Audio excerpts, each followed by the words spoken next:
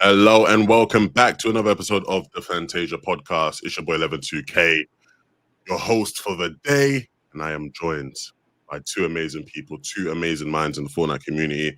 The one and only, the big dog, Reese Hub is back this week. How you doing, Reese? I'm fantastic, man. I had a little break, took a little nap last week as I had technical issues, aka I was spending time with family and I couldn't be bothered trying to get my set up because it just wasn't working. But I'm back. Yeah. You can see the normal background rather than me lying in bed chatting to you for once. So I nice mean, to be back.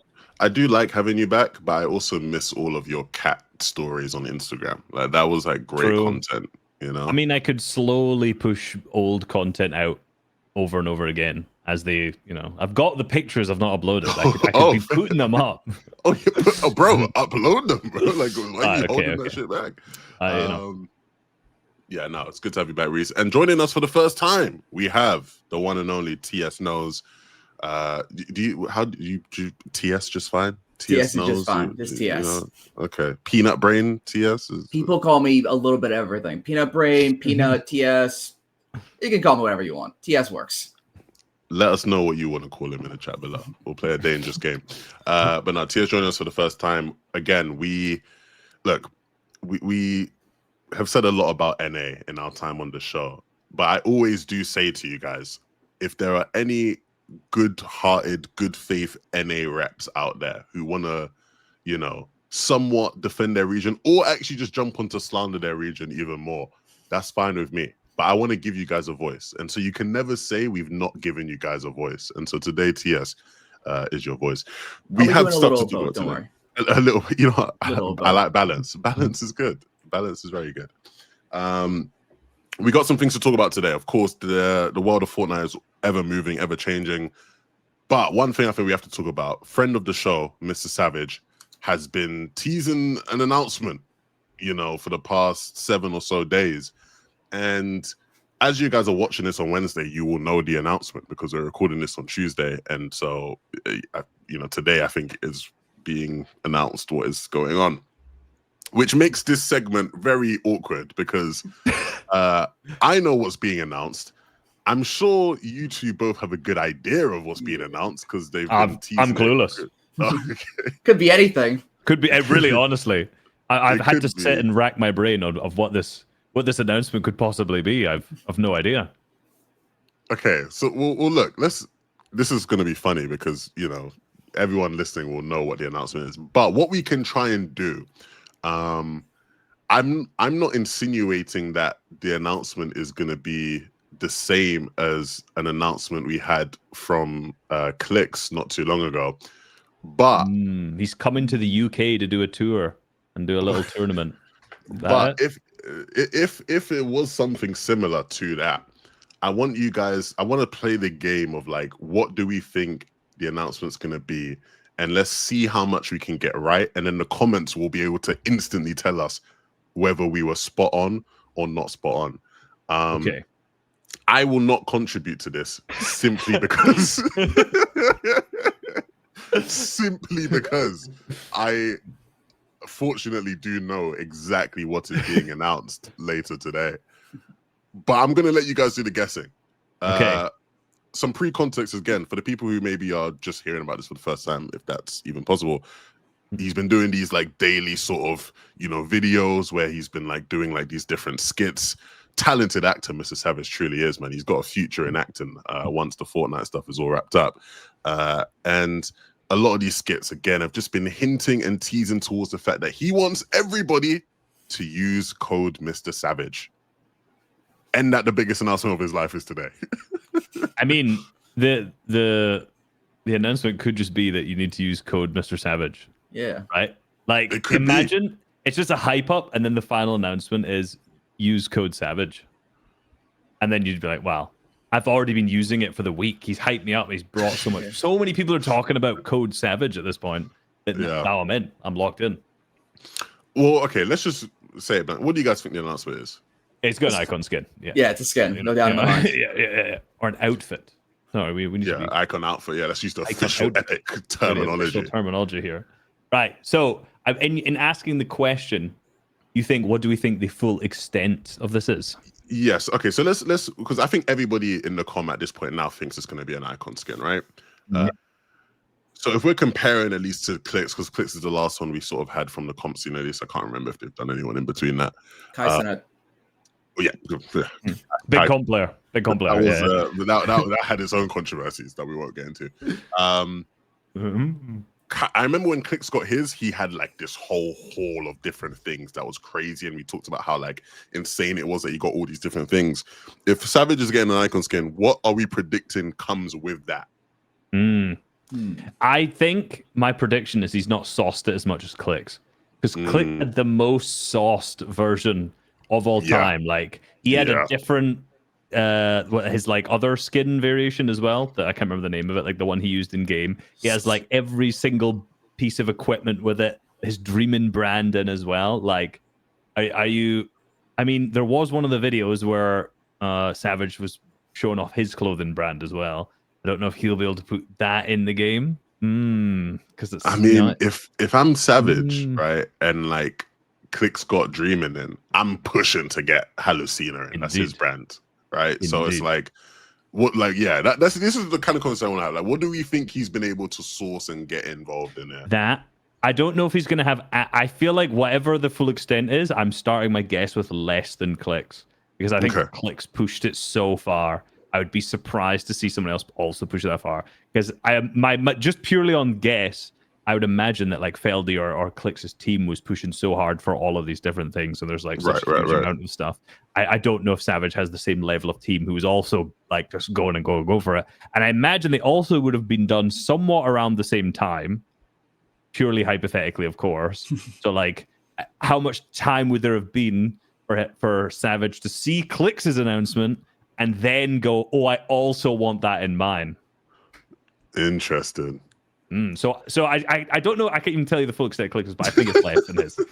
So I would say what made like Clicks' icon skin so like unique was the fact that it was like the Clicks icon skin, and then you had the other icon skin on to like his signature skin. I believe it's called like the Sparks. Yeah, It came with like two icon skins. Because Mr. Savage's like signature skin is Travis Scott, I don't think we can get that with this like Mr. Savage. True. So I think at just like that level, it can't be to the extent of Clicks. I would sort of expect just like 2, maybe 3 styles of like Mr. Savage. I'm kind of racking my brain right now trying to think of what would a Mr. Savage back bling be, but like I don't really know. So like I can see the branding for this like really going anywhere. Like I don't really have a clear thought in my head as to like what this will be, but I do think that Reese is right where it's just it can't be to the scale of like what Clicks had, because it works so perfectly for Clicks. His signature skin they were able to remake, and they were able to like basically have a female skin to go along with Clicks' male skin. I think it just like worked perfectly for that, but like I don't think that works for Savage in the same sense.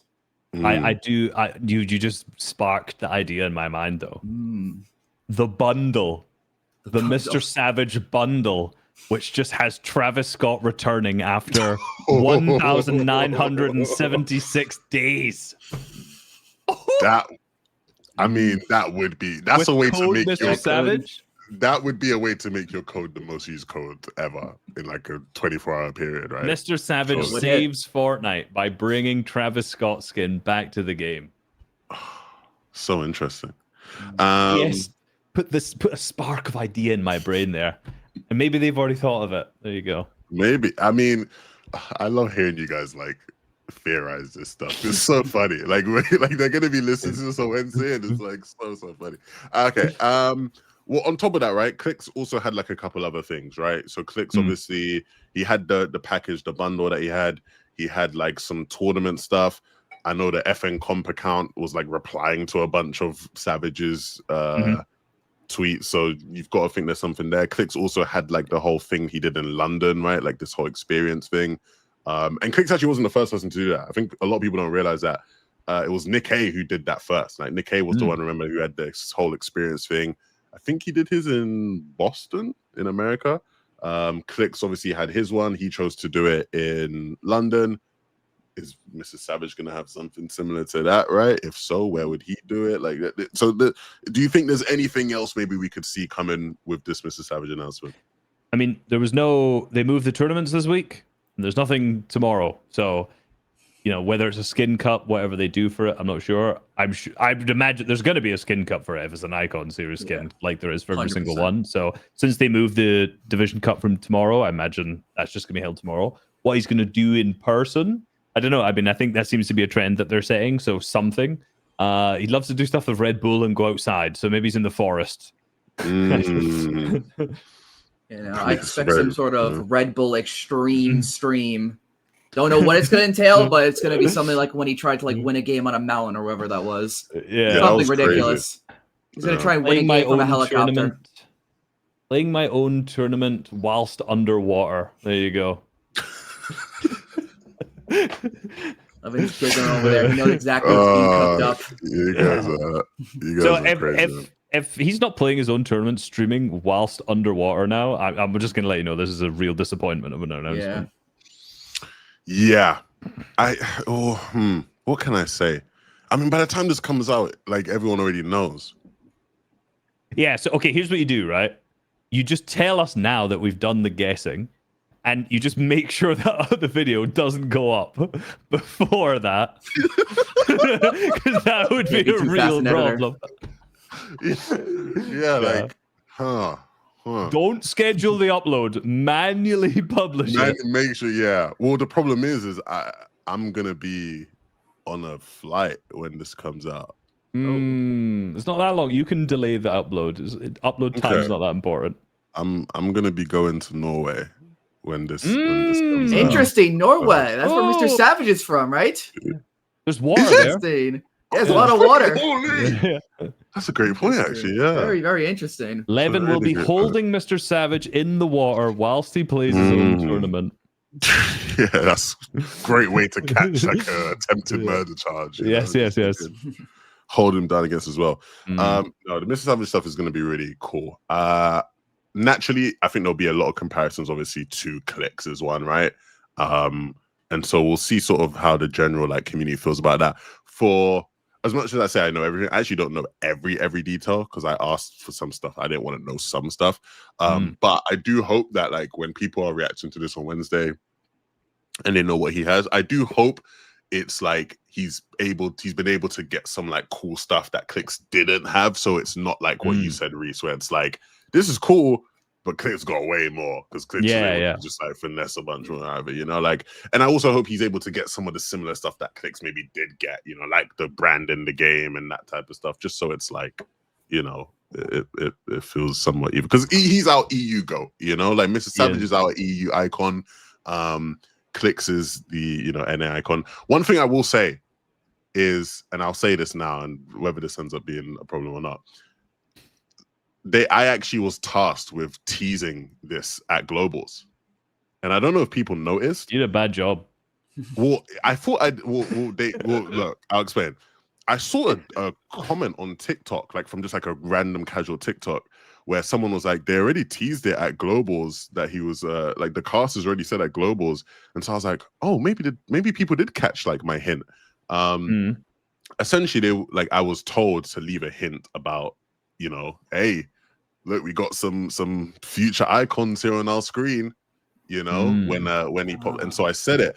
But initially I said it in like a way more like obvious way. And then someone came back and was like, yeah, no, that's a bit too on the nose. Like, can you like try like hide it a bit more? So let me know if you caught it. If you were watching the Global Championships, did you catch when I hinted that Mr. Savage, you know, was an icon? Did you catch that? Let me know, because I guess some people did, some people didn't. It was literally at the start of the broadcast, when we did the lobby list. Yeah, we were looking at all the names. So you know, when we're doing that, we're going like, oh yeah, you know, this guy is great. We got some of the best fraggers in the history of the game. We got some amazing IGLs here. And it was on the second page. It was obviously Clicks is there, and we have Mr. Savage on there, and I think I said something along the lines of like, we got an icon here on our screen, we got future icons here on our screen, like, you know, so it was very like, you know, it wasn't obvious, you know, like, but it was like, maybe if you were thinking about it, you would have caught it. Maybe I didn't even say that. Someone can go back and check what I said. But it was on the lobby list at the very start of the broadcast. Because sounds like a tweet idea for me. Yeah. Maybe you can go back and all the hints they left along the way. All right then, Mr. Savage, congratulations. Whatever it is, congratulations. We love Mr. Savage over here. He's always shown love to us. He obviously did the pod when he unretired. Which was a crazy. Yeah. What a long world record. God he didn't retire, by the way. You know, like he might have retired and like none of this would be happening now. Thank goodness he didn't. So now retire. I think now that you say that did he retire whilst thinking of the icon skin? Because that must have been like mid like his retirement must have been mid discussion with them. You don't know how long this has been in the works. Well, I know it's Epic Games, so it's fucking forever. Like, isn't it? I mean, you don't know how long this has been a thing, mate. You know, like because if you were to think about it, is that why he unretired? Is that the real reason he unretired? We'll give you an icon skin. You know, that's all the Mr. Savage revenue. You know? I know. I mean, again, who knows? Who bloody knows, eh? I think you know. Let's put it out there. I think you might know. You think correctly. All right. Look, outside of Mr. Savage getting an announcement, we obviously had duo finals take place. Of course, we know we are now in the world of duos. Next year is going to be going back to duos. We talked a lot about people's thoughts on going back to duos and some of the new teams, but now we actually have been able to watch some finals from these new teams. Both of you have been making amazing content to do with, you know, the game and the meta and how people are playing duos, some of the cool things you can do in duos. I always love when I see tweets or like people going, this is more in relation to solos, but like people going, resubs bloody ruined the meta. You know, so you know, Fortnite, you know, we're back into the gear of you know, top level competition when people are saying these types of things. Did you guys get a chance to watch the finals at all, or watch much of, you know, did you play? Because I know both of you guys played tournaments as well at times. So did you guys get any games in the Duo Div Cups? I was still at my family's house and I had my new laptop there. And firstly, performance on that laptop, 240 FPS, even stable in endgame, which is unbelievable. Nice. However, I did not take my keyboard with me, so I was playing on a laptop. Man. I don't know if you've ever played Fortnite on a laptop keyboard. I'll tell you right now, it does not work well. So every single death, I was like, "Man, this keyboard's so bad." I'm doing like literally the worst plays of all time and just dying and just. But you know, you've got an instant out. So yeah, I did play, but it was not the success that we will have today. Let's put it that way. Oh, yourself, TS? Watch out for resub today. I did not qualify for the most recent Div 1 finals. Give my all, but I could not qualify. I gave it my all, though. Hey, one thing I love about TS, bro, is like I'll randomly be scrolling like after like, you know, NA in the morning, and it will be like a screenshot from like Assyrian, and like TS had the most mats farmed in all of like. What can I say? I'm him. It's just the silliest shit ever, you know. You got like all the leaderboards of like Peter Bar, Ages, fucking, you know, Cold, and then you just see the other one, and it just starts with fucking TS, and I'm like, what? Like, hey man, when I qualified that first duo eval finals, and I had the most mats farmed in that finals, you were damn sure I was screenshotting me having the most mats farmed. I might not have won a game, but I won in my heart. That was unbelievable. Honestly, love that. But did you play at all? I played the Div Cup. I didn't qualify for finals. I did like okay. All right. Okay. Not bad then. Over on the EU side and NA side, I guess, you know, you could say that there were some surprises. There weren't much surprises come finals. Starting on the EU side of things, we had Shino and Fredoxy who won. This is now the second finals they've played together where they have won. And unfortunately, this is the last final where we will get to see them play. Never know. For now. You never know. It's early days. Yeah. Which makes it funnier that there's even a chance they will split up with how early the days are. We had Hari and Cammy, second place, doing incredibly well. It's the classic, you always got to watch whatever Cammy's doing at the start of a meta. He's always got a good pulse on the meta at the start. Haris and Teeny did incredibly well. Of course, this one's an interesting one, right? Because Teeny obviously had a phenomenal year in 2024 with duos. Coming into trios, he had a bit of a rocky year. first big duo finals. He's able to have a good result again. So maybe this is the return of top level play from Teeny. And then he's just a duos player. That's it. He might just be a duos player. I think I'm a duos player, but just I'll not check as good your as Fortnite Teeny. tracker. If I have enough tournaments to play the tournaments. All right. And then to round up the top 5, we had Vidil and Focus, who came in 4th, and then Sky and Scroll, who came in 5th. And again, another duo who future is in doubt. Any thoughts on EU? Did you guys watch? I didn't watch EU because I was away. But I watched you watch the finals at all? The last game, so I missed the vast majority of the game, and then I went to make an extra video on it, and I was like, don't want to. All these teams have split. That I was going to make a video on anyway. I think one of the interesting things, right? I look at the leaderboard, and first, Chino and Fred, obviously top fragging, 34 elims, like wiping everyone else out, which is absolutely not. The fact that they have split since, purely based on that, blows my mind. I'm interested in seeing how both of those teams do, because obviously, like Veno hasn't looked like Chino looks way more like a star player right now. Like the stocks are so high for him, and picking up Veno, I think like the skill ceiling's almost definitely going to be higher. But like they've had so much success with FNtasia that it just makes me question the move, because you're like, you've had success in trios, you've moved to duos, now having the same amount of success, it's only a single tournament. So like it's a big risk to swap to yet another team just to potentially, like, how can you do better than like second in grands, first in grands, and then winning the where are they in globals? Really good in globals, but obviously conned like 5th or 6th or whatever it was. Like I feel like any other team that I don't think Chino would have had a better performance with up until this point. So now switching to duos, maybe I heard I watched the Aussie video where he said I don't think he enjoys the play style of playing with Fred as much. But it's interesting because the play style is working. So that's interesting to me. Obviously, it's only been one duo cup. You never know how well they're going to do in all of the rest of them. But I think it's a little early to say maybe we should split and try with other people. Yeah. I would say that it's just like, it's very weird to me that like 2 of the teams that split, Sky and Scroll and Chino and FNtasia, are 2 of the teams that like did so consistently well over the course of last year in trios, and then starting in duos. It's not like they like were good in trios and like they started duoing and like they disappointed. They were good in trios, came to duos, and then were even better somehow in duos. And yet both of them still split because it's like the idea of the teammate. Like in one case it's Marius, in the other case it's Veno. It's just like the allure of these teammates is just like too great, and it's a lot easier to make business happen and make these moves in duos where you just need to convince yourself really that this move is like in your best interest. Whereas in trios, you still have to convince another person that like, hey, maybe we should drop FNtasia for Veno, Right, it's a lot tougher there. And so I don't exactly know if these like moves are going to end up paying off for their teams. I think in the case of Chino and Veno, the talent is just too great for them to really dud any tournament. Like just in terms of just fighting and skill, they're like one of the best teams just in raw talent in the world.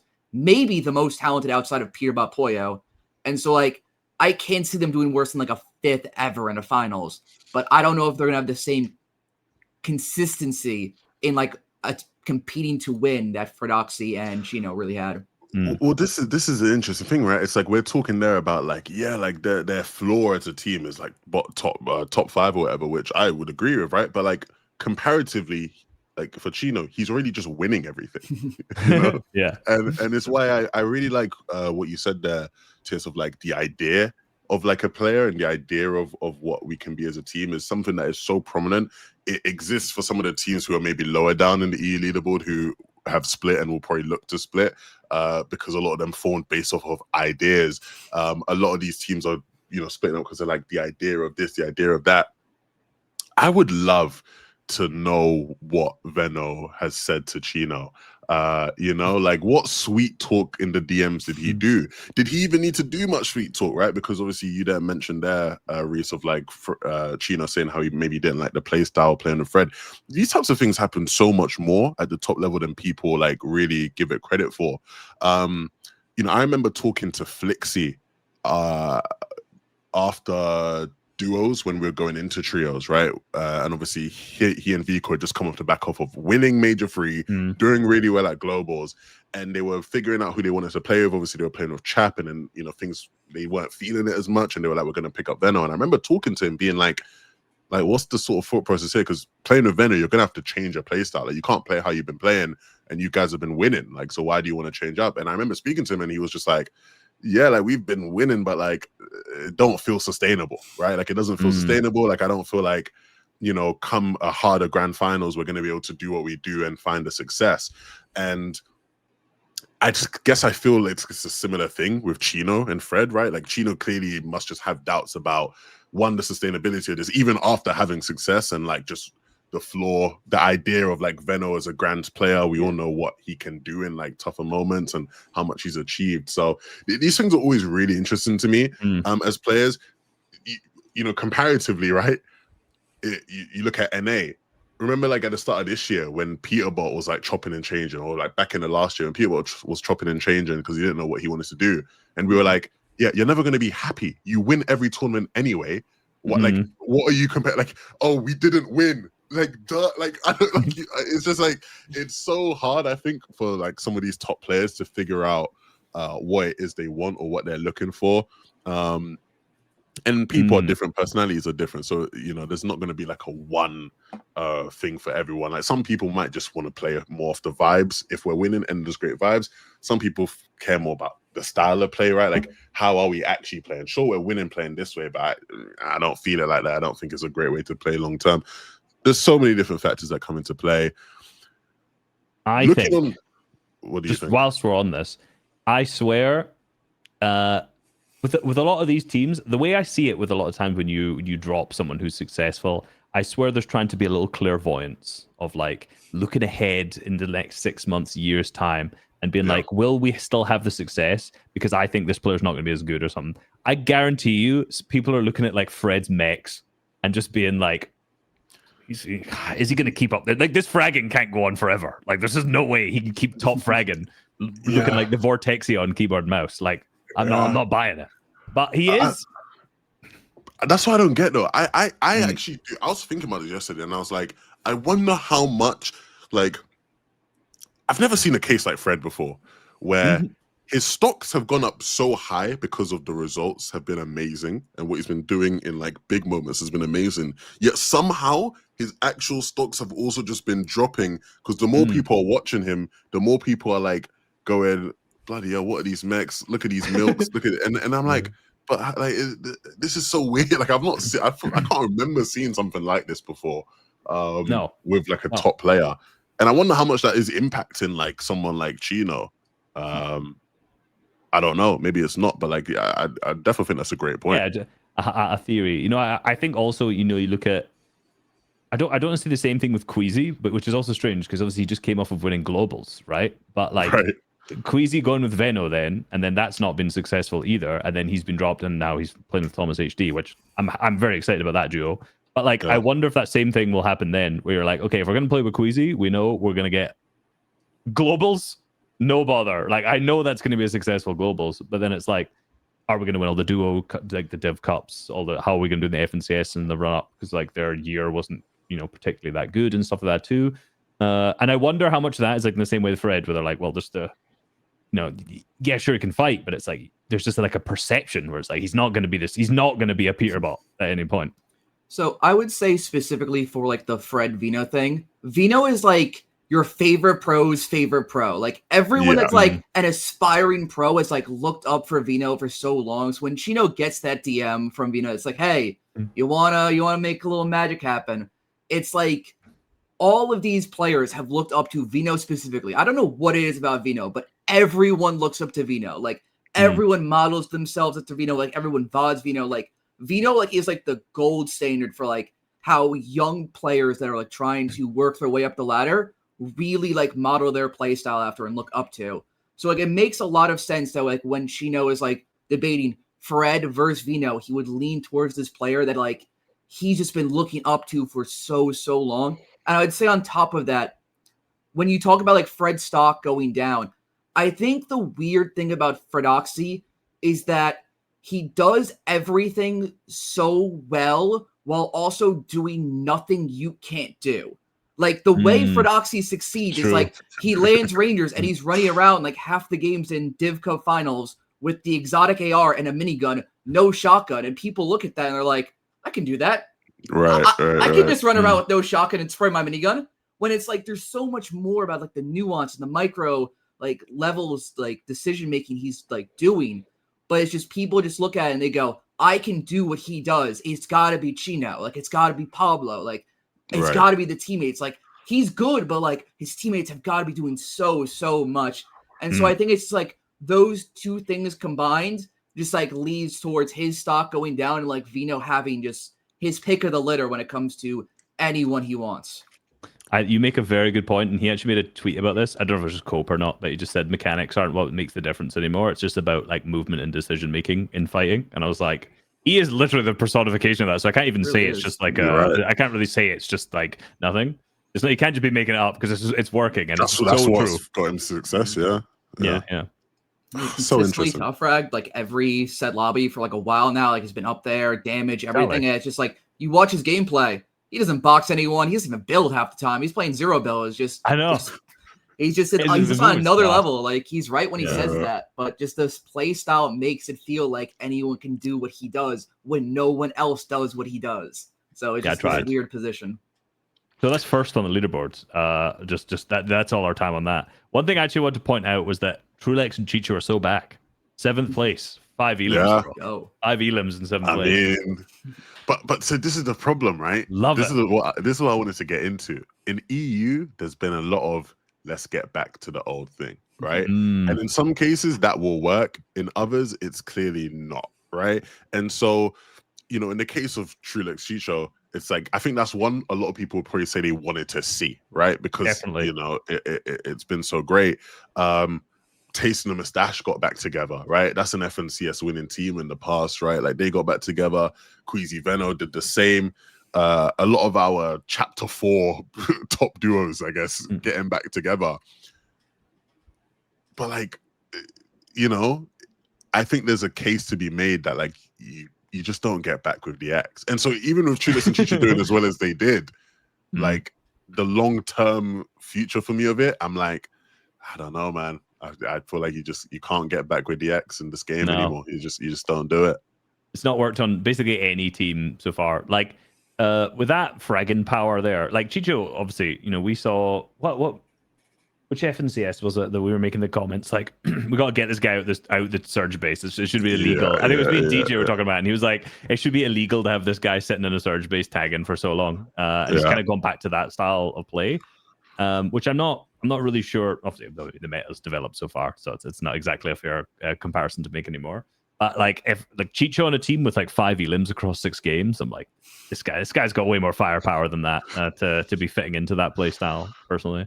And like getting back with the X playstyle, it's been a year. I think it's good to test some of them out, test the waters out. But I think literally none of those teams outside of Sky and Scroll, I actually genuinely on EU anyway, I'm scrolling and like literally none of those teams did good. Yeah.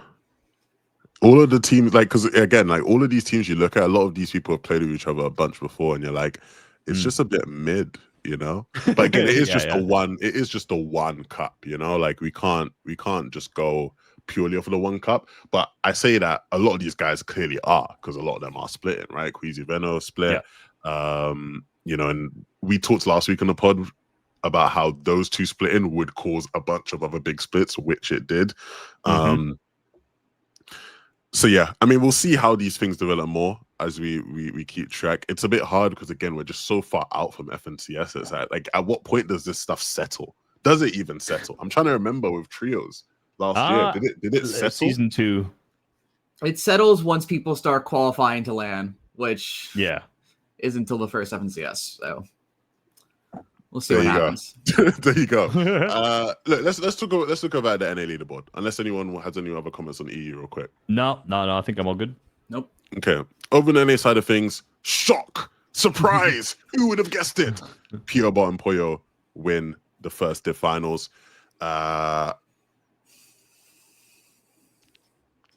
I say don't get back with your ex, but this is the one exception, right?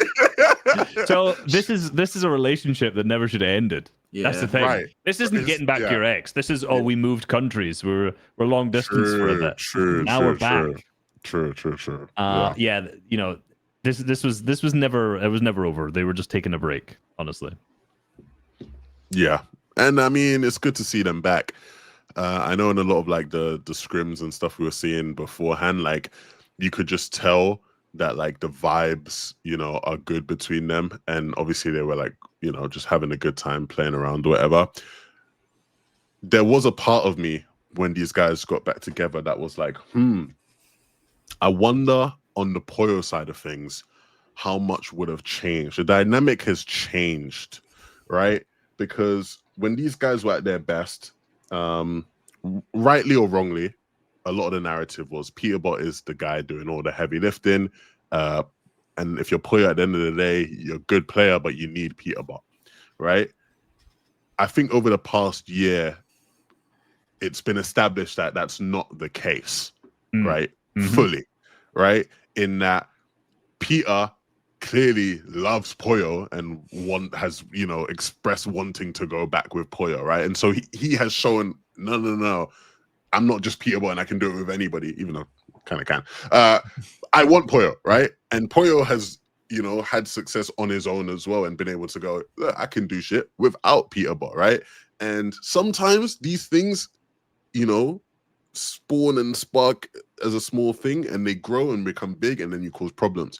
If I'm being honest, that's a big part of why Queasy and Venno don't work how they used to work, right? Because, you know, at their best, Queasy is the god IGL who everything, you know, you just listen, do your thing and you just be Venno. Venno obviously starts to have success leading and calling himself, you know, the power dynamic changes just a tiny bit and that can, you know, ruffle some feathers and cause problems. And, you know, maybe you could see the same happening long term for Peter and Poyo, but also maybe not because Poyo's personality just seems so like, he just seems so just chill. Like he just doesn't care, you know? I feel like obviously the whole original success that they had was because Poyo was the best teammate to help put Pete in the scenarios where he did good. When you looked at trios and you look at the teams where they were like unsuccessful in the start of last year, where Pete was trying new people like Booga and stuff like that, it was with people who were like trying to lead, trying to take over. And, you know, pretty much every single bit of Pete's success has been when a team has been built around his strat. And I look at Poyo, I'm like, even, you know, playing around with Acorn, like he was still playing around Acorn's strategy. Sure, he was like, you know, the support, air quotes, what you want, but he still played the role that he was doing in Peterbot's trio, just in a different playstyle, or with Peterbot's duo, just in a different playstyle. So I don't really see them coming back together and being a problem with that whatsoever, especially with like the fact that we've literally just seen one cup and it's exactly what they've already been doing. Yeah. I would say on top of that, Poyo is really the only player like in the world that's really shown that they can handle the expectations of playing with Peterbot. Because like it didn't start out that way. Like when they first got together, like the expectations were like high, but not too high. And then after like they win the Grimgate season, it's like, oh, the standard is winning everything.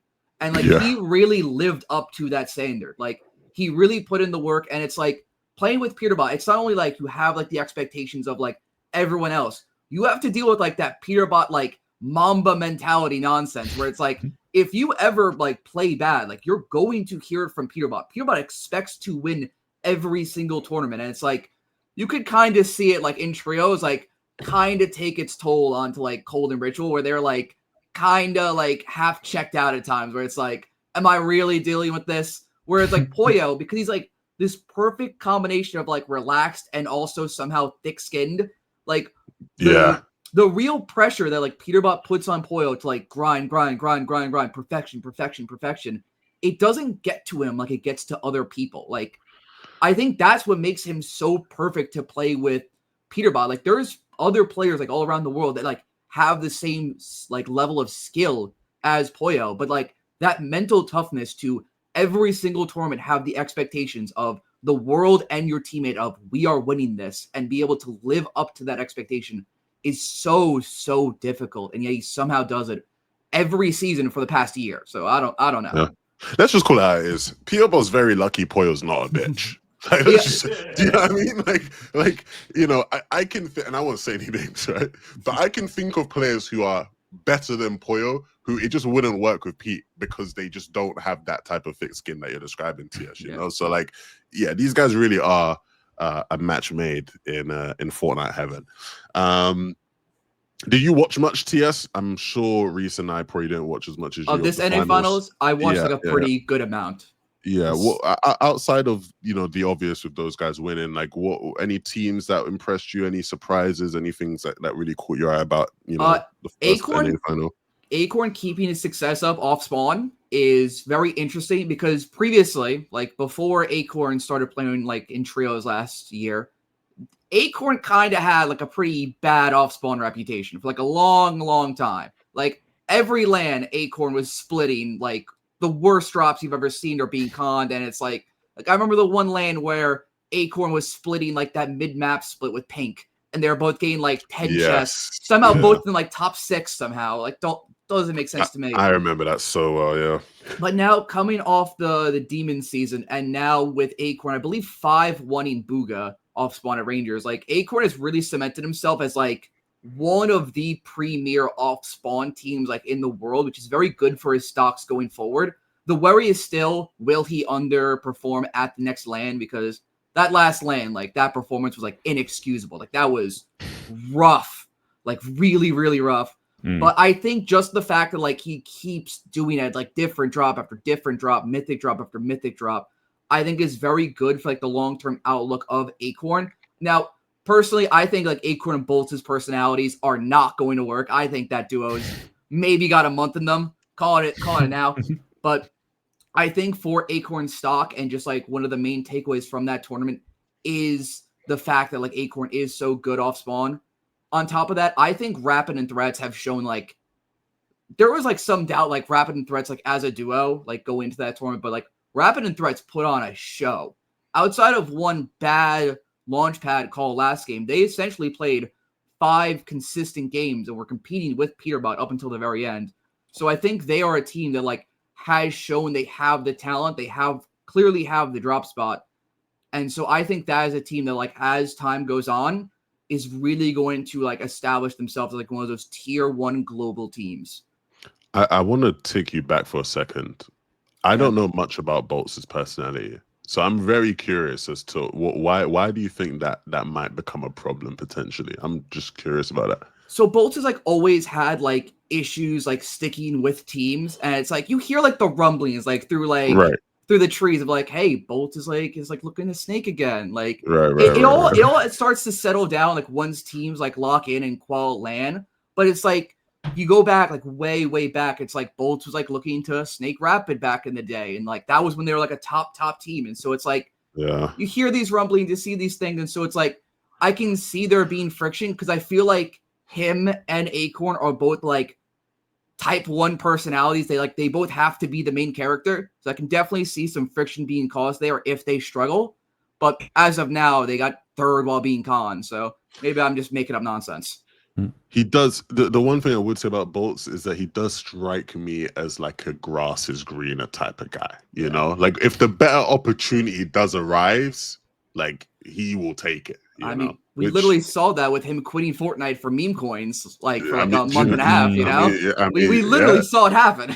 I mean, he will make if he truly believes in his heart of hearts that like it's there's a better thing available, like he'll take it. So yeah, we'll see how that one goes. G Money and Rise did really good. Again, 2 players who I think could use the boost in stocks. I'm a big G Money fan. I've been for a while. G Money's so good. So good. My reason for loving him is very stupid. I remember one time they made me cast NA, back in like chapter 4 or chapter 3 or something, and they were like, "Hey, can you cast NA?" And I was like, "Yeah, sure. Don't really want to, but yeah, sure, I'll do it." And G Money was like one of the only players that had like a face cam on, and like his whole like setup was like dollar bills and shit. Yeah. I was like, I love this guy, bro. And since then, I'm always like, yeah, man, that's my guy, G Money, right there. Gotta love a man with consistent branding. It's so rare to find nowadays in our world. At risk of getting you instant levels of hate on your first FNtasia appearance. What did you make of Clix and Higgs? So I think Clix and Higgs, even back to trios, they really struggle with adversity. Like whenever they are close to succeeding and then they hit that roadblock, it kind of breaks them. Like you think back to when they got second in that FNCS, that honestly, I'm just gonna say it, they should have won that FNCS.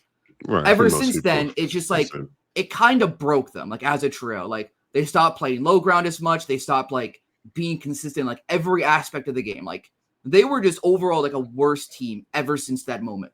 And it's you watch this most recent tournament. It's they win, and then they have a game where Clix is on height and he gets patted on, and it's a bit of a sell, but whatever. It's still 10th place. They're still in first.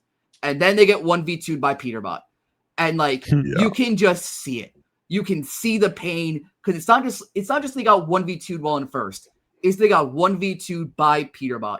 And just the rest of the tournament, the mistakes they weren't making, the perfect rotates they were doing, it's just it's gone. They just struggled mentally. And I think it's just because of the expectations. This circles back to Poyo. When you are Clix and you're playing with Clix and you have 20K people and so many more that are tangentially watching, focusing on you, when you hit that speed bump, it's so tough mentally, because it's everyone in the chat is going, bro, you're so bad, and it's you can just see it wearing on them, where it's Higgs and Clix, those first two games, masterfully played, perfect Fortnite, beautiful, so well played, and then it's they get 1v2 by Peterbot, and it's they're a different team that second half. They've given up in a way, not fully, but you can see the doubt creeping up. And so it's they are fixing that, which is I'm acting like that's a small thing to fix, but it's a difficult thing to fix. They are fixing that away from being legitimate contenders to beat Peter and Poyo. But it's can they ever fix that? Because Peterbot will hunt them down if they are ever in first. Peter knows he can get in their head now. This was a great week for Clix v Peterbot rivalry stuff. Yes. My whole Fortnite feed, I've just been away on a mini holiday type vibe, and anytime I was checking into Fortnite, it's just all Clix versus Peterbot, Clix versus Peterbot, Clix versus Peterbot.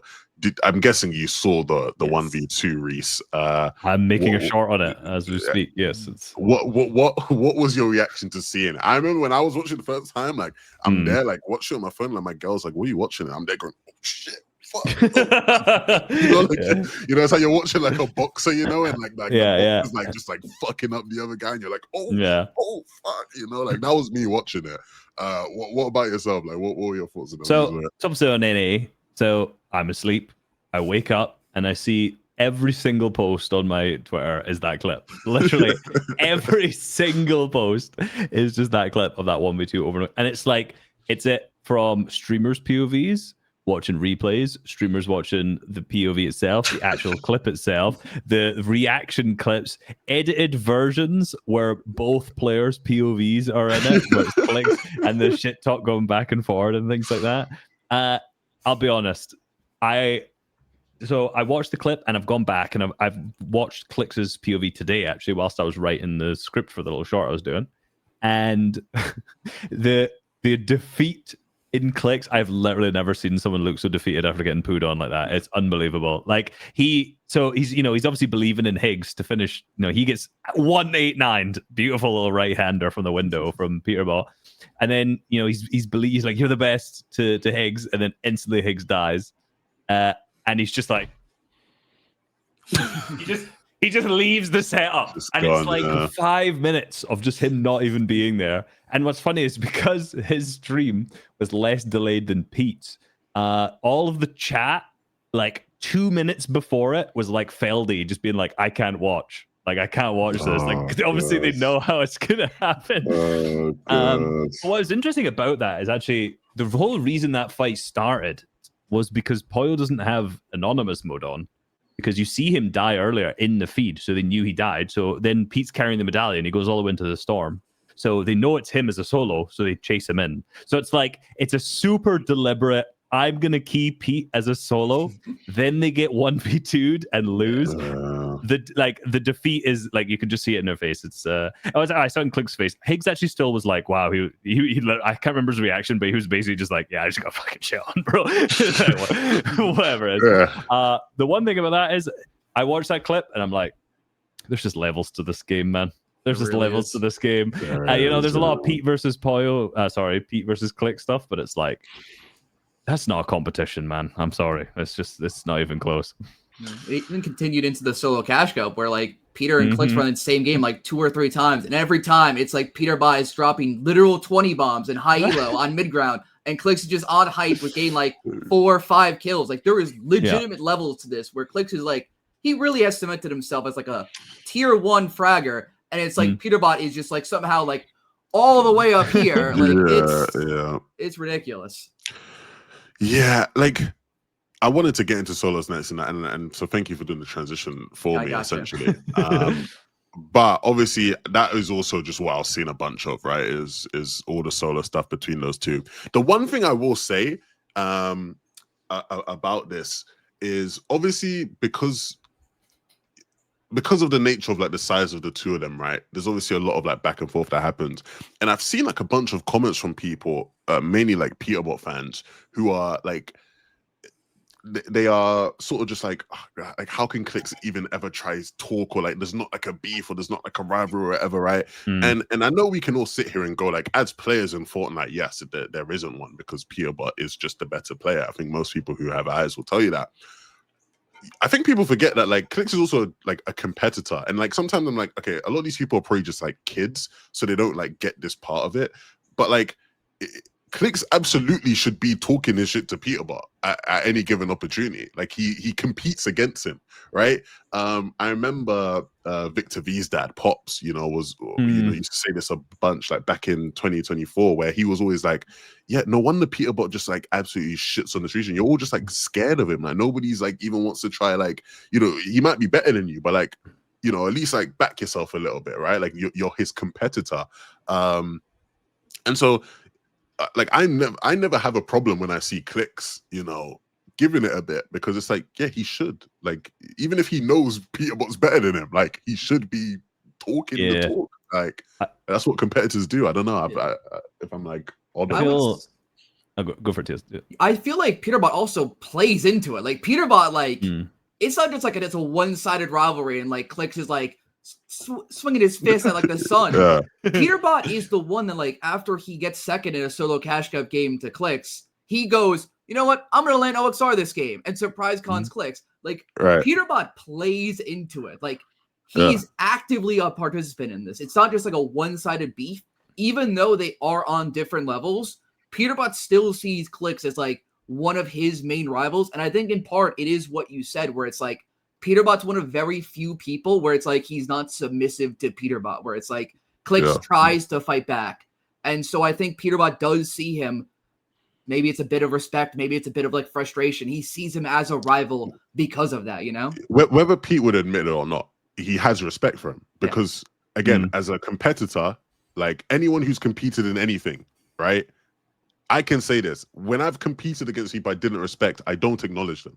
like they're not even a factor in my mind, you know? So even if I'm like wanting to troll or have fun, the people who truly are not a threat to me that I don't respect don't get mentioned. Like they don't, you know? So it's like, even the fact that Pete has something to play into it with, right? And he can do that. And he can, like, there is an element of like respect there that even he might not be able to acknowledge. So yeah. What were you gonna say, Reese? I think this is one of the reasons why you see Clicks with genuine frustration at the minute, though, because so say you are Clicks and you're actually putting your all into winning FNtasia, getting as good as you can. Like, you know he's trying. Like, you know he's on the grind right now. He's been putting in so much work the last year, and it's really shown in his like gameplay. But he's still so far behind Pete. And it's like that when you're you're really genuinely putting in the effort, you're trying to get as good as you can, it's succeeding. So you're doing everything you can, and you're going up against Pete, who's like not had the best year. Like, and he's not really obviously been to the same level of grind as he was previously.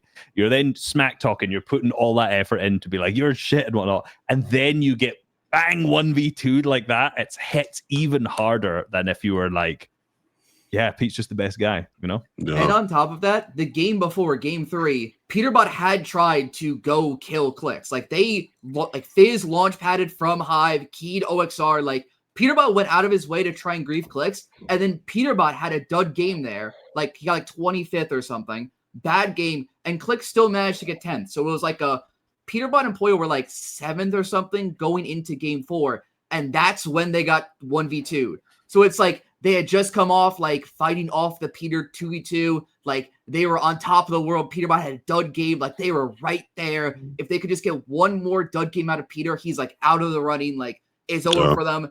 And that's when like the 1v2 happened. So it's like it's just a momentum killer. Yeah, it's so frustrating for him. Big one. No, I'm loving what I'm seeing on NA between those two. I just really hope that like Clix is able to stay in it. Like, you know, I think we've seen it at times over the course of NA and even at times with some teams in EU where like you have a window and you miss it, right? Yeah. Like there are teams who you look back in NA and you're like, sometimes you almost think, damn, that guy didn't win in FNCS. Like you almost think like they should have, right? And like a lot of the time those people might never get back to that point.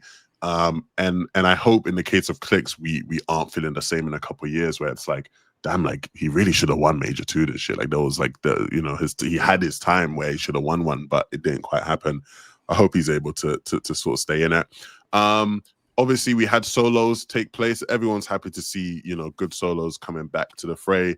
What did you guys make of solos this week? I'm sure you got some games in yourselves as well. Yes, some really good games, honestly. Top quality games. Some of the finest no mobility meta games you've ever seen coming out of me. It's actually interesting. The meta this week. So actually, there's a couple. I have so many thoughts on solos. As you know, I'm a massive solos. Massive solos. Yeah. Firstly, let's not talk about my awful gameplay. There's enough of that on this podcast, right? The first thing I want to say is I really like this format. So the 6 weeks leading up to the finals. Like the games are good. Some of them, if you're in shitty elo, the mid games are kind of dead, right? It is what it is. Sometimes if you're in really good elo, like right at the top, same thing. Game quality might not be that great during mid game, but I think on average you're getting like pretty good games for the most part, which I think has been good now that we've actually had 2 weeks of this. The second week now, it's the second week of it done. So, secondly, content's going crazy for it. Like like the whole Pete Clicks thing, I think was really good. Like people are interested, people are watching it. And obviously leading up to the finals, that's going to be good. So I think as a whole, loving the way it's laid out so far. Secondly, the meta changes have been very strange for solos because like my theory was I was like, I'm just going to every game try and use as many launch pads as possible, which when you get them, amazing because you can basically skip the first 2 moving zones. It's literally the freest 2 rotates, and then you have like 4, 5, 6, 700, however much like hard mats left because you've skipped all the easy zones and you basically get top 3. So when you get that works. But because of the loot pool right now, it's fucking impossible to get 2 launch pads and a fizz. So it's like, especially to try and save them till that point, if you get like a bunch of max distance partials, if you've not like made good earlier rotates and things like that, like the current meta with no crash pads was really tough. Really very unforgiving if you make like one mistake or 2. So that was tough. When I was watching back through a lot of the VODs of people who were actually doing well, they didn't take any launch pads, man. They were just carrying triple heals and just using no mobility for the most part. And thing is, in that kind of meta, if you're actually good at fighting, it's like you just get so many free kills on people who can't rotate at all. So it's like it's very rewarding for good players, even though it's frustrating. I would say on top of that, because 2 of the medallions this season are movement-based medallions, it does create just like that big gap, not only in terms of skill, but in terms of loot between like the best players in the lobby and like the worst. Like if you hand like Vino a slide coin or a double jump coin or Vico or Flixie or whoever, and they not only have more skill than you, but on top of that, they now have mobility that allows them to run around the lobby. It just makes it so much easier for them to have like that bigger skill gap between them and everyone else. I think that's part of the reason why you saw like Peterbot so dominant in like a world where like tax sprint editing is still bugged. Peterbot is just flying everywhere because his sprint coin makes him that much faster than everyone else. It's like he's tax sprinting, but he doesn't even need the tax sprint, So it's like, I think with the current loot pool we have where the medallions are movement based, it just creates like that bigger skill gap where if you are the better player, if you know how to win off spawn and can win one of these drops with the coin, you are going to be just so such an advantage. On top of just you get to go to a bunker, you get an exotic weapon on top of your mythic. Like just such a gap in loot compared to everyone else, which I think leads to more consistency amongst the best players in like the lobby, if that makes sense. That's true. Yeah. You reminded me there that I just put in the Epic Discord, are we still removing medallions? I thought these were meant to be gone. Yeah, I don't know what's happening there. Yeah, same. I thought they were meant to be getting rid of them for comp after globals. My only theory is that they really, really care about the Milk Cup LAN, which I would see because like they like. When is Milk Cup LAN? October 10th. Okay. Because like they kept medallions in for like the LAN, like the globals LAN, and so my only theory is that like they want to keep them in for like the women's LAN too. But I could just be completely talking out my butt right now. I have no insight here. I'm just it's the only thing I can think of that makes sense in this like realm. It's the only thing I can think of that I just forgot. Yeah, I've also possible. I tend to lean towards like the brother who was supposed to do it just kind of forgot, you know. Oh yeah, we said we were gonna do that. Yeah. Look, I know both of you guys watch like a lot of solos, obviously, because you're making content around it, and typically like solos is the content most people are interested in a lot of the time. It's nice to watch. It is very digestible and easy to watch, I think, for a lot of people. Who is a player you guys have watched so far in solos this season that you are just like a big fan of, like it's just the most fun? That's not like the obvious one, because I think everyone could sit here and be like Peterbot, right? But like who's someone that's maybe a bit more niche that is like, this guy is so great to watch because I enjoy them, or someone you guys think like, if you want to improve at solos, watch this person. Like from what I've seen, this is the person you want to be following and copying what they do. I got you. Your number one. Oh, you go for it. I feel like we're on the same answer. King Cringe. The guy that inspired the resub pickle chip short. Yes, Cringe, sir. Cringe. As an NA player, Cringe has like a reputation because this man, stiff controller player, qualifies to quite literally every single Div Cup, eval, everything. Like you just pencil him in, landing some like random like split drop on the map because he qualifies everything on NA, and he's EU. King Cringe is like a different beast of like playing placement. So it's like, if you want to like understand like how to play solos without like fighting, it's just like you put on King Cringe and you just sit back and you just watch, because his understanding of how to play passive in every mode is like so good. I would also say Kurama. Hopefully I didn't steal Resub's like answer. No. The two controller players that place on like every region are like the two premier like watch them, because it's like on controller, it's already hard to be mechanical when it comes to fighting. And so, like, they're forced to be good and be smart in other ways. And so they're just so passionate. They place on every region. Like, if you're trying to, like, watch solo gameplay to learn, like, those are the two names. Like, it's just them, in my opinion. What TS's answer there proves is that Scotland has just gone international, right? Yeah. Scotland is taking over, right? In the Victory Cup era, we had Jake Boca. You did, King Cringe, his ex-duo at the time, has now taken over the solo reigns. Wow. He's winning, doing everything. So basically, you know, we've got the best solo players. TS said it first, right? Yeah, I mean, per capita, you might. Per capita, there's me. So there's. I think I bring down the average quite a bit. So my answer was not going to be either of those two, but those are fantastic answers. I don't have a person I can learn the most from, because the two people I've watched so far were Fishy, who won EU this week, and then Peterbot, who you can't learn anything from. Ironically, actually, I recorded both extra videos for both of those. And at the end of my Peterbot video, I'd literally say, you can't learn anything from this video. Right. Obviously, there are things you could learn if I actually, if I explained it better, I'm sure. But half the video is just me being like, I know you guys can't do this. Like, respectfully, don't try. 0% chance you're doing this in a tournament. Yeah. But the person, so I don't have like a who I've learned the most from, because there's been two tournaments and one. But the one who's back is the Muzz YouTube videos, bro. The Muzz solo cash cup videos are back. It was like, I swear, if you go through his vids, like I don't watch Fortnite YouTube for the most part. And when I see like on my recommended a Muzz video just pop up last week, it was like solo cash cups are back. And I just had to drop everything I was doing and just sit and just watch that. And the same thing this week, I woke up, it was like one of the first things I did in the morning when it was just on my feed. I was like, this is great, we're back. I love the answers from the both of you. Muzz, that is like a great just callback to like, it's like a sign of the time. You know when people are like, when people make the like, oh, recession indicator jokes when something happens.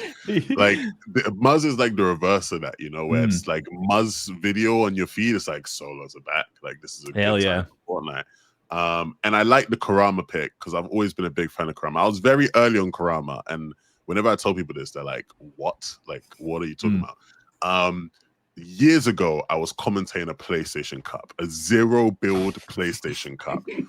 And Reese is laughing already because the natural thing anybody will tell you about this game is you cannot properly scout in a solo cup, in a PlayStation solo cup. That's also 0 builds. Terrible. There's also 0 builds because they're terrible. But I'll never forget, I was commentating with Mini Miner, and I remember saying to him after the tournament, I was like, that Kurama guy is really fucking good.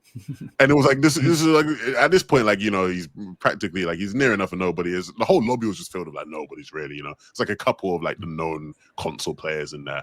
But I just remember watching, I was like, no. I know this whole shit we just watched was like terrible, but that Kurama guy was really good. I remember, I think I like followed him on Twitch afterwards, and I'd always just see him. And so then obviously he starts like playing like more in like EU, like actual PC finals. And I'm like, that's the guy from the PlayStation Cup. Now I was like, holy shit, that guy's cracked. That's the guy from that crazy end game with the shield. No way. I think that was a different one, mate. The shields one was, you know, we'll never forget the shields. I swear he was in that as well. I swear that was, he was one of those probably. people. Yeah. No, he probably was in that because he used to play a bunch of the PlayStation finals in the PlayStation Cups. But yeah, no, shout out to Kurama, man. Really good player. Big fan of Kurama. And of course, Muzz as well. So let us know how you guys are finding solos in the comment section below. Look, before we wrap up this episode, I found the clip. It's Kurama. It is him in that stupid shield clip where he's. Is he in the shield clip as well? He's the shield. He is the guy. He is the shield. He is the shield, bro. Does he win? Wait a minute. He better win. So funny. He wins. He's Let's the winner go. of that clip as well. That is brilliant. Kurama's my go, man. I love Kurama.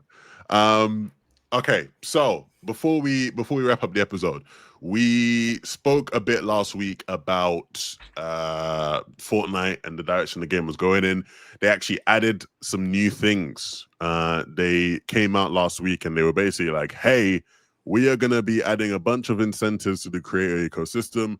We're going to allow people to directly sell things in the game. You can, you know, actually buy things direct from creators within UEFN experiences, which again is just a sign of them sort of moving in the direction of trying to evolve the platform in an attempt to compete with Roblox and sort of take their share of the market. We had some interesting comments on last week's episode to do with our conversation on that, people weighing in on their side of things. I know neither of you were here. I don't know if you saw our conversation about that. But what do you make of, you know, Fortnite in their journey to become a platform that competes with Roblox?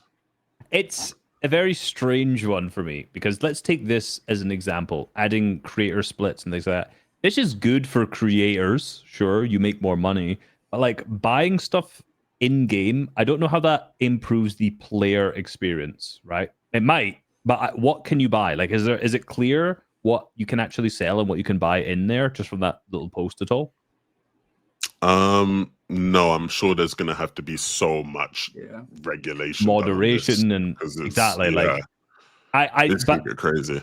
This point in particular, like I'm sure obviously it will help for some things, but like making purchases in game, that doesn't make the experience any better. The reason that Roblox is doing so well is because it's a good experience for the audience that's there. Like people want to load up and play those style of games. Like all of the UEFN and multiverse things that are happening in Fortnite right now are pretty much just copy and paste of those, but worse with smaller player bases. And all of the biggest, most successful ones are just a copy of Roblox. And, you know, it's like you do a good YouTube video, right? You'll have content creators who will create their own style. And then you'll have like the copycat content creators who do the exact same thing. And then all of the comments on those are just like, oh, you're trying to be X or you're trying to be Y.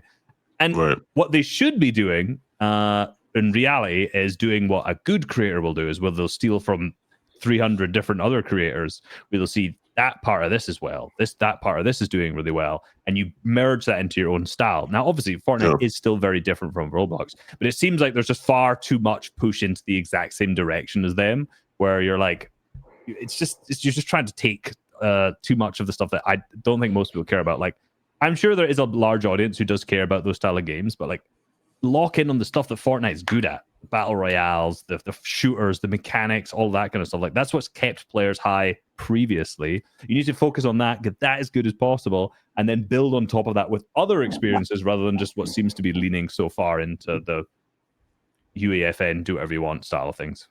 So I would say on top of that, just like having a Roblox type game all operating on the same platform as like a Fortnite BR game doesn't make sense, because it's like, if you like talk to like map creators, every other week a BR update bricks creative maps.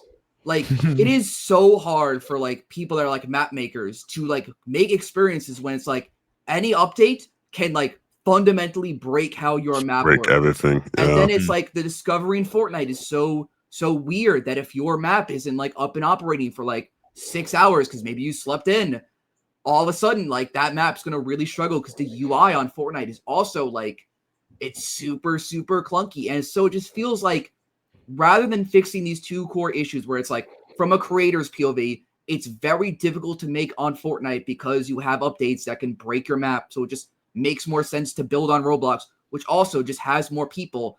And then from, like, a consumer point of view where it's like the UI is just super, super clunky, finding, like, a map that isn't steal the brain rod is like impossible.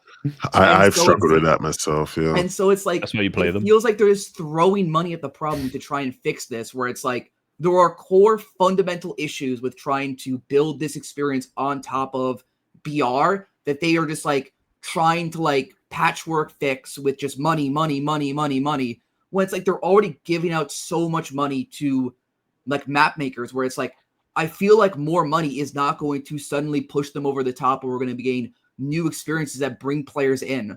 I don't really see the vision behind what they're doing, besides the fact that like higher ups saw Roblox and are like, that's what makes the money. That's where the kids love. And they're just like trying their best to copy that without having the resources to really do it. Yes, it's interesting. I you know, when this sort of like dropped, me and Boop had like a big back and forth in our group chat about it. You know, like we was sending like essays to each other. Because I think he felt, I'm sure you didn't. I think he echoed similar sentiments to what you guys had, right? And I was essentially saying that like this move, like this change specifically, right, doesn't improve player experience, like you said, Reese. It doesn't actively bring more people to the game. But I think what it is attempting to do is to try and incentivize more of the map makers and creators to invest their time building on this platform, in hopes that eventually some of those people are able to create the types of experiences that improve the retention, that improve the game, that keep people coming. I think this isn't like they drop this change and like everything is fixed now, right? This is like part of, you know, more and more things that they want to do to improve the platform, because, you know, at the end of the day, you guys are right. The types of experiences right now that exist, like it's you can't compete. There's so many problems of when the game is updated, problems happening with maps, the UI. Like I remember the other day, I've not played UFN experiences for some time now, and I remember the other day I was like, you know, I actually want to check it out, like see what's here. And I remember just like trying to go through it, and I was like, what am I looking at on the UI? Like I didn't know, I didn't even know how to like find what I was looking for. It was terrible.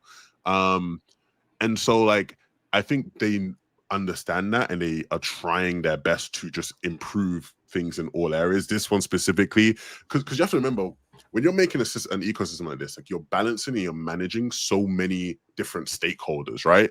And so, you know, this is a change that I think is very much to try and make like the actual creators somewhat happy and like keep them, you know, keep them morale a bit higher, to give them hope to continue, while they then improve stuff on this side to actually make the user experience better when they then, you know, I mean, like it's all, you know, part of it. Whether they end up getting things right or wrong, who bloody knows? Yeah. But I think they need to give it a chance. Ultimately, like they need to give it a chance by making the right decisions and like actually bringing things out that have a way of like improving the overall ecosystem. Like I think the multiverse or what's the right word for it? Not the multiverse. I'm not talking about Marvel right now. The Metaverse. metaverse. No, there you go. Close. Like for what they're doing, like the platform. Yeah. It's The Disneyverse. No, it's not metaverse, but is it metaverse? I don't think it's metaverse. Either way, you get the gist. UGC platform. A UGC platform, right? User generated content platform. I think this is a good idea. Okay, like I'm not trying to slate that because in the same way that you, Levin, right? Imagine you have your base amazing game that people love, and then you just also have all this other content which is created for free, essentially. You know, it brings you money in by players, and you just pay them a percentage of it. It's like YouTube. The YouTube's like revenue system, I think, is phenomenal because you watch a YouTube video and you get it for free, and the person who makes it pays for it, and everyone wins. Literally everyone wins. Outside of watching a lot of ads sometimes, of course, right?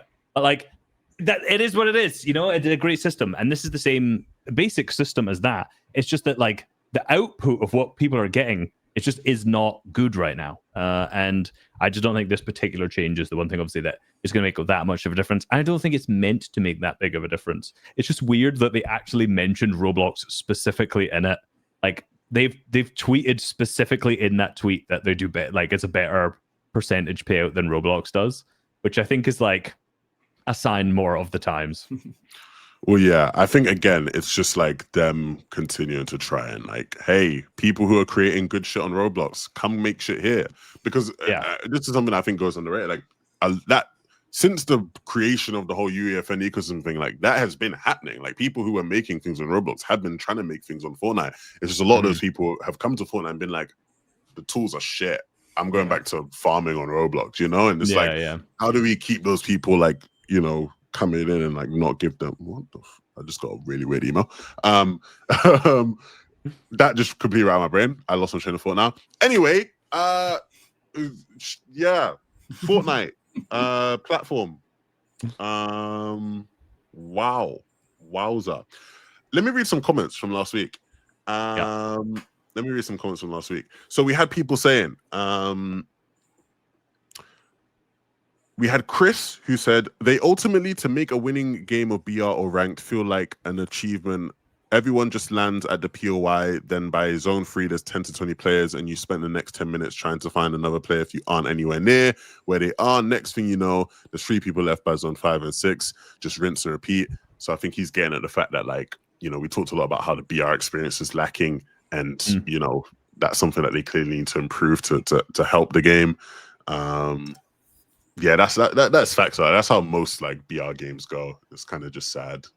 Just as it is. I mean, my TikTokification of Fortnite video basically covers that very much so in depth of like, you're just not going to experience the same high of a victory royale as you first did in 2017. It's like, you're just going to get numb to that. And I think like one of the big things that they could really do to actually make sure they keep a good, solid, competitive player base, which obviously will help keep a lot of the casual players out, is obviously good rank mode and keep up with the consistent tournaments that they're doing right now as well. Obviously, they're looking to change rank mode next year, which I'm very excited about. We'll see the no changes that inevitably come to it, I'm sure.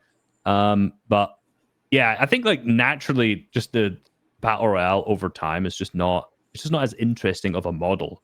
I think by leaning into the parts that are interesting, the fast-paced fighting and stuff like that, I think it's still works. It's just there's obviously work to be done. Yeah, that's sorry to cut you off. That's actually one of the reasons why like I probably am more sympathetic to them trying to go more in this direction. It's not because I'm like I hate BR and I'm like you know, forget BR. It's just because like I think I understand that like these things come in waves and phases. Like the BR era is just like as much as we don't want it to be over, like it is just over. Like I don't think it will ever capture the hype and interest it did back in the day. And so and I think Epic probably feel the same, and which is why like they're trying to change the business model. If you think about how Epic probably make most of their money right now, a lot of it will just be like the collab stuff they've been doing the past couple of years, right? Like all these massive collabs. That's how they're bringing in the dollar. I don't know about you. I've seen people complain about that for the past 1 or 2 years about how like, it just feels like they're just rinsing the game for collabs. And it's like, yeah, I don't think they want to do that anymore. as much, which is why they're trying to change the model so that this whole if the platform shit works, like if they're able to make a successful platform, then they don't have to just rinse out collabs from BR anymore. And so like BR maybe doesn't start like feel as soulless as it currently does at times. And we can actually go back to enjoying that and like focusing on that being a good experience, while this other big thing we have makes a bunch of money. At least that's how I see it. I'm not looking forward to Simpsons season. I know. No, you're not. I'm not. No, I'm not. I'm sorry. I love the Simpsons, but I don't like. I love Star Wars too. A whole season of that, yawn, snooze. Yeah. Same thing with the Simpsons season. I mean, it could be great. It could be amazing, but like, I don't think putting a whole season around one thing is exciting or interesting at all. Football Manager is coming out when the Simpsons season starts. You think they're gonna be tied into it? You think this is gonna be like Football Manager in Fortnite? Could be the collab we've all been waiting for. That's the only way they'll get me to play Fortnite that season. New UGC experience. Yeah, the Simpsons season is just because like at least for Star Wars they had like previously done events, so like they knew there was at least some interest like amongst the Fortnite community like in Star Wars related content. So like even though I don't agree with the vision, like I can see like the steps, like the logic behind it of like, oh, we've had a bunch of successful live events. People like Star Wars. Disney owns Star Wars. Like, we can do this. But it's like The Simpsons, it's like no relation to Fortnite. Never at any point has anyone been like, I really want a Simpsons Fortnite season. So, like, that one is just, like, a bit odd to me. But we'll see what happens there. Maybe it won't be as, like... It's true. This was one of my favorite comments, just because it was kind of funny and it was very harsh and brutal. Okay. SP2 said, Fortnite is debasing itself by playing second fiddle to the biggest slop dealer in the world. I don't think Fortnite will ever take the iPad baby third worlder woman market share from Roblox. They are wasting their time. Fortnite, both on casual and competitive level, is something that is both great and very distinct. I believe disregarding that and focusing on the community-built UEFN metaverse is the biggest mistake Fortnite has made. I think that's actually Harry's alt account. I think so, yeah. Was that Harry's argument last week? Harry was saying like a lot of similar things. Yeah, and it's funny because this person ended their comment saying, what Harry says at 34 minutes in is absolute facts. And I'm like, I know what you are. Harry supporter, it must just be him on an alt. There's no alternative. I mean, but look, the thing with what that guy's saying, right, is Roblox dominates in those markets, right? Roblox very popular amongst kids. We know that. I know that. I asked my cousins what they play. They tell me Roblox. The guy said third world. My cousins are like one's 11, the other one is 7. Right. Yeah. Okay. That's the demographic. When the guy says third world thing, maybe you can word that a bit better, but.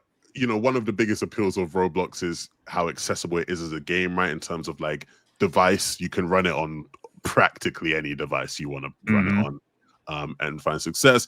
And then he mentions obviously the woman market. Again, because of the types of experiences that they create on there, like Roblox is massive amongst like younger girls. Like they have so like, you know, all these like types of like fashion building type experience. I've seen like the TikToks of this shit, but like this shit, that community is huge, right? And so like the guy's saying they're never gonna be able to bloody compete with like that market. Like they can't take that market away from Roblox, and so they are just playing second fiddle. Do you guys share similar sort of feeling? Yeah, I mean, they're not. I just don't see them ever beating them in that market. That doesn't mean you shouldn't, like I mentioned, incorporate elements of that to make your market better. As a straight competitor, they're so far behind. So trying to really sit and be like, let's compete with these guys. Like, it's not working right now. You know, let's just be honest. It's not working at the minute. So I would be interested in seeing what Fortnite's numbers would be like if they never went down that path, though. Like, is it actually working and saving some player base, or is it just doing nothing, you know? I'm of the opinion that this game would be in a much worse state. I agree. Yeah, for what, though? Because there'd obviously still be creative maps, and there'd be better creative stuff, but, like, you know, if it didn't... Do you think Yeah, well, like why? More interestingly, I mean, I do agree with you. I'm actually just interested in what you think. I mean, I think all it takes is just looking at how many players are playing those types of experiences, right? To show that, like, clearly there's a lot of people who are interested in playing Fortnite, but they're only playing for those experiences. They're people like it's the reason why, even though I've not agreed with everything they've done in like diversifying the player pool amongst the core modes, right? Like I understood their thinking in that, like, we just need to, like, whatever people are engaged with, we just need to give them that so that they stay engaged, right? Yeah. Whereas, like, if the only thing was like the old creative modes we had, which again had like decent players at times, but like there wasn't a diversity of like experiences there, or as big of one, and then just like BR and like whatever LTMs were, like you would just lose and get like people just weren't staying engaged on those modes. Like you give them more things, there's more things for them to be engaged, and there's more things for them to stick around and play. Which is why I feel like it's been good. Again, it's not been as good as it could have been, or as it could be, but I definitely think like we'd be in a, like, if they had just said we're just going to focus on making a BR, you know, like, till the end, like till the day we die, we are just going to focus on making BR a better experience. Like I think the game would be in a much worse state than it currently is. So I would say that it's hard to answer that question without knowing like internal Epic Games politics, because I remember around the time when they first like really started like go into UEFN and they started to increase like the payout for map creators. That was around the same time they did like a bunch of massive layoffs at Epic Games, where they, I think it was 700 employees got laid off. Where it's like, does that come at the cost of increase? Like, were they fired? Were they laid off because of like UEFN, like because they needed to set that money aside to pay out creators because they did pay out so much? And so it's like, if that is true, like if it is that came at the cost of that, then I think there is a argument to be made that the overall BR experience would be better because of those 700 employees. There would be more exciting events. Like we haven't gotten a live event like in Fortnite that was like honestly good in a while, you know. Where it's like these things that like unify the community, where it's like I remember back in the day, like Fortnite live events used to be hype, and like they still have some level of hype, but it's like the quality of them has dipped. So it's like, if we live in a world where they are investing all of these resources that would have been put into EFN and all these other experiences like Fortnite Festival, all this into BR and BR experiences and BR events, would the game be struggling as much? And it's like, I feel like giving a definitive answer to that is impossible because I don't know that internal Epic Games like decision making, where it's like maybe the layoffs were going to happen no matter what. Like they had it set in stone, the layoffs were going to happen. Maybe they came because they needed to shift the funds around. I don't know, so I can't give like a perfect answer to that, you know? Yeah, it's definitely tough. A lot of the big spikes we've seen in player base, even in UEFN maps, all those big spikes are from live events in the UEFN experiences. So it is interesting that, like, if you look at all of the highest peaks of Fortnite, I mean, I would imagine obviously the data is not like permanently out there from the start of Fortnite, but you'd think every single peak has been from a live event. So it's really interesting that they haven't continued that. Like, I wonder what the actual rationale of doing like big, massive yearly events in BR and like why they've decided not really to do it at the end of every chapter, or going into a new one to build hype, and maybe midway through the year to do something like keeping the storyline. Like as much as I do not care about it whatsoever, I feel like there's a huge amount of people who would. And even if there was like consistent season to season, year to year, or whatever it was, like I feel like I would still be more interested in the live events. Like if there's a new live event at the end of this year, like, do I care about that at all? Like I'll play it as a creator, but like if I was just playing the game, I probably wouldn't give a shit about that event at all. If I take a guess, I just don't think they have the resources. Like they're pushing back like the thin client, which is like something Fortnite wants. They want the thin client to be out, and they're being forced to push that back. So I just don't think they have the resources to do live events.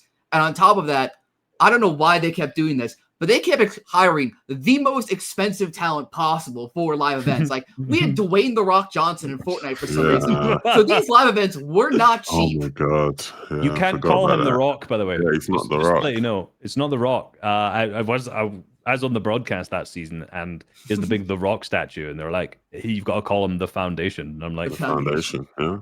We also had Oh, he's Brie the- Larson for like a season, and she said like 2 sentences, and then was gone. Yeah. Oh my gosh, yeah. I know. So Yeah, it's like- financial resources were not well allocated. I think around the time of the layoffs at Unreal Fest, Tim Sweeney like started off by basically saying like, yeah, like we bloated the shit out of the company and we were spending too much money, and so like you know, it's like the classic like CEO thing to say, you know, in that situation. But, you know, think the thing is, I actually don't think layoffs are that bad because I know this sounds bad because people are losing their jobs. this is about to be this is about a crazy take, right? But let me hide my face from this clip. Yeah, you get with this one.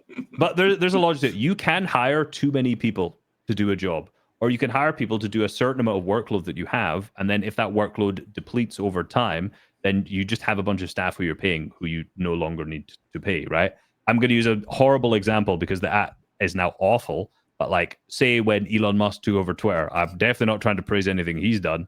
He fired like 2/3 of the people, and the app was all the stuff that didn't work still doesn't work, and all the stuff that worked still kind of works outside of my messages, which never do, right? And it's like, sure, they need to fix those things, but like, how much have you saved operations cost wise to run into the future? Now, the other question is, they immediately spent like $1 billion suing Apple immediately after firing all those people. And then there was a tweet that came out from, was it Tim Sweeney made the tweet basically being like, we'll spend as much money as possible to sue these people. Now, I'm sure in the long run that might make them more money if they, you know, if they're able to cut back on the percentages and things like that. But like, yeah, I think if you actually genuinely have an over-bloated company, I don't think it's the worst thing to do layoffs, but you should also just make sure you're hiring appropriately to start with, which, I mean, none of us run 1,000-people companies. Like, we don't know the processes of running that whatsoever. I might say TS Snow's operation is massive. My bad. Yeah, I think if I was to guess based off of what I remember from that Unreal Fest, he made it seem as if we grew the company really massively because our BR and Fortnite was the biggest thing in the world. And then when it wasn't the biggest thing in the world, we had the biggest company run. You know what I mean? Like when it wasn't like reaping the rewards of that, like it wasn't. So we've had to try and pivot. And I think the layoffs was part of that, which again, that sucked. Like a lot of great people lost jobs. A lot of people who helped me in my career did, you know, so, you know, terrible thing. But with that being said, right, I think we all want to see Fortnite succeed at the end of the day. And so hopefully they're able to figure it out so that this shit can keep going a bit longer. With that being said as well, the one thing we said in that conversation, which I think everyone can agree with, things in comp are going great. And so that's what I'm at. That's like competitive's thriving right now. We're doing great. Doing great. So yeah, shout out to people love it. Fortnite. Fortnite, so like, well, not only like from player, obviously, like I need to maybe look at player counts terms. I don't care too much about that as long as it's not going down massively. But like, you know, the tournaments they're doing are awesome. Epic's been making a bunch of really good changes this year, in particular towards like the end of the year. Like they are very much so focused on actually giving, you know, competitive players more of what they want and less of what they don't want. You know, seeing behind the scenes, you know, there's a lot of people who really care and are getting more control, which is awesome as well. And like, I love how like just the general, I feel like the general competitive audience is more invested in players and storylines now than ever. Yeah. No, I'd agree with that. Which is why we're trying to do the podcast every week again.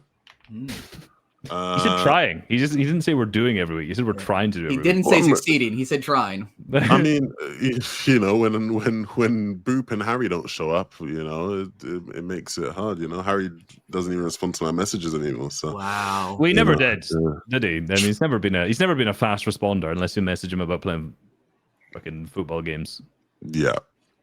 I realized as we're about to wrap up the podcast that I think Mr. Savage is literally about to do his announcement because I'm seeing a bunch of people tweeting going live for Mr. Savage announcement. Yeah, Mr. crazy. Savage isn't even live yet. Yeah, everyone's live for his announcement. And he's not live. They're gonna fucking cannibalize all his viewers, you know. All right. Anyway, last thing I'll say, thank you for the super chats we got. We've gotten some super thanks over the past couple episodes. I say we got not that many. We got a couple when we did the return episode. So shout out to Robert Graff who dropped super thanks. He just left a heart because Robert's fucking cool like that, and he's always shown support. So shout out to him. And Liam basically said on that episode 2 weeks ago, he was like, "Thanks, boys. Truly would have been a sad day to see globals go by without an episode. Love y'all. Keep up the good work. Appreciate what you do." Yes. Lovely. Yeah. That's all I Thank wanted you. to say. Thank you very much, Tim. Thank you, TS, for joining us for your first episode. It's been good to have you, mate. Hopefully we can get you back on there very, very soon. Thank you. It's for quite early. More opportunities. There will be. But I always feel bad whenever we get like NA people on because it's like so early for them. But fortunately, he's like a normal functioning human. It was being. like at 9 a.m. It's not even that early. No, you'd be surprised. You'd be surprised. But yeah, Reese, what you up to over the next week? What are you doing? Oh, Global's vid posted tomorrow. Nice. Finally, it is 37 minutes long currently. So I'm slightly concerned about that because I've never posted a video that long before. Really? Is this your longest video? Well, I've posted one. Well, technically, I've done extra style videos that are longer than that. So technically, that's true. I've done one video which is like a ranking it's ranking something every season. I can't remember what it was, which was over 40 minutes. But this is like the first really full length like story analysis video that's gone that long. And firstly, story unreal. Secondly, Noller's cooking up some absolute heat right now. It's like full documentary style. Damn, it's looking good. I've seen bits of it all the way through. I'm gonna get the full thing tonight. I'll get working on it tomorrow to finish it up and do my like final bits and pieces on it. So nice. I'm very excited about it. I'm interested to see how that performs because it's so long. Right.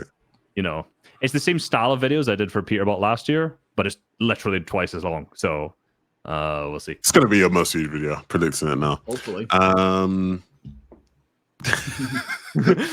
TS, what you got coming up this week? What can people find you doing?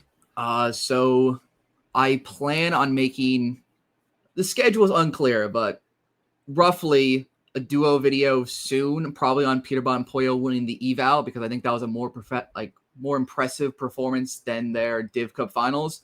And then I gotta really delve into the VODs and find some sort of solos to VOD review before this week, but I got time to figure that out. No real concrete schedule. I'm not as professional as Resub. I have no schedule either. Trust me. There's no such schedule. You'd be surprised, man. The more you know this Reese guy, the more you figure out he's actually a fraud. You know, not all the hard. Carried by his editors. I've been saying that for a while. Now I am. Now I have 3 of them. He's a system YouTuber. You could plug anyone into the Resub machine and they would all succeed. Like anyone can do what he does. That's what people be saying. That's what they be saying. Resub said layoffs are good. So like when you get laid off, you can just become a YouTuber like Resub. It's not hard. Anyone can do what he does. I have a massive company now. I have 3 people working with me. I might lay any of them off at any minute after this. There you go. Wow. I mean, I'm sure they're loving hearing that, mate. No. They're all goats. They're staying. All right. Well, thank you guys for joining me. We'll be back next week with another episode. And goodbye. Bye. Goodbye.